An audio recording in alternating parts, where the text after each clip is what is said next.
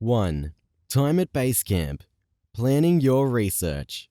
Although it's tempting to just get started with your research project, it's really important to take the time to plan and consider all of the options and possible issues before you start.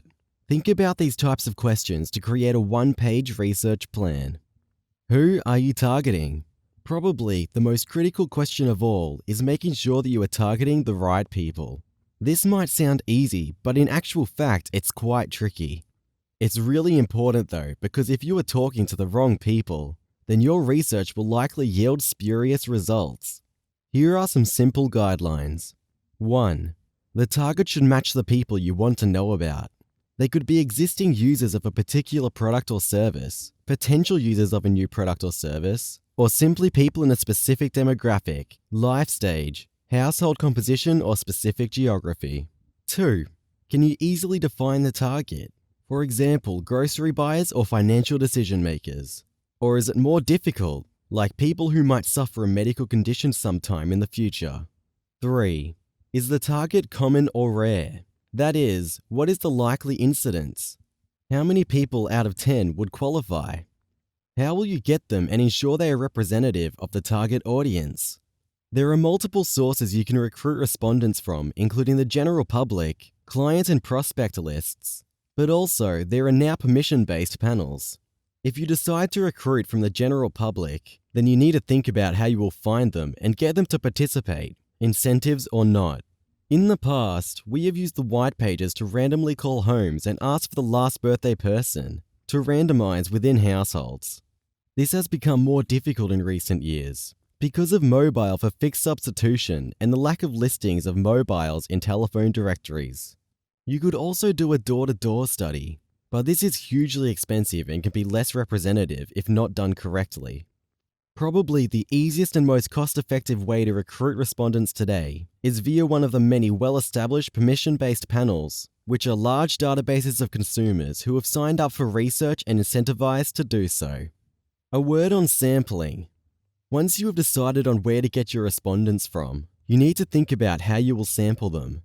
There are basically two types of sampling: probability sampling and convenience sampling.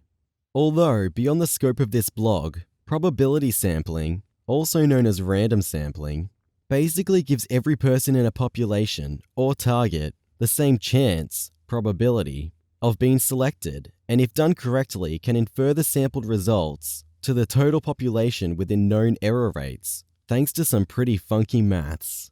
This therefore is the most representative type of sampling, and should be used wherever possible.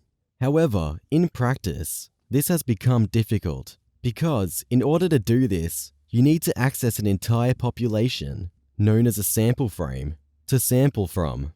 Convenience sampling, on the other hand, uses lists of people or goes directly to the source. For example, a shopping center to speak to grocery buyers. And as the name implies, it uses convenience over probability. It's therefore less costly, but at the same time, much less representative. You do need to be pragmatic though in research, and convenience sampling has a place. And if you do use it, try to add some sort of randomization, like choosing every nth person to be in your survey. What issues do you anticipate? It's pretty rare to undertake a research piece without encountering any issues along the way. Anticipating issues and problems, though, can really pay off and help make your project run more smoothly. Issues can come from different camps, so you have to think about the types of issues that might happen before you start. To help you, here are some of the more common research issues we encounter. 1. The lists aren't accurate and we can't get the numbers we want. You need to have a backup plan to find respondents. 2. People aren't responding to our survey. You might need to introduce an incentive or a better incentive. 3. The incidence is really low. We thought 1 in 10 people would qualify, but only 1 in 20 qualified. Either broaden your target, budget, or consider a convenience sample to get to them. 4.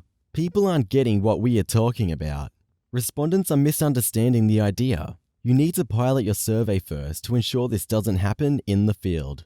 5. People are starting our survey and not finishing it. The survey is too long or not engaging enough, or not incentivized enough for the task. How long will the survey be? Generally speaking, a survey should be as short as it can be to address the objectives. Surveys typically fall into the 10 to 15 minute mark, but can be shorter, 5 to 10 minutes or longer, up to 20 or even 25 minutes. As a rule of thumb, the longer the survey, the more engaging and better the incentive will need to be to ensure good participation.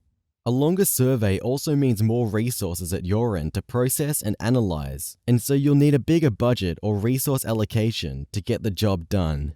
If you were using a third party like a permission-based panel to recruit respondents, then you will pay more per complete. So again, think about the budget up front before committing to longer surveys.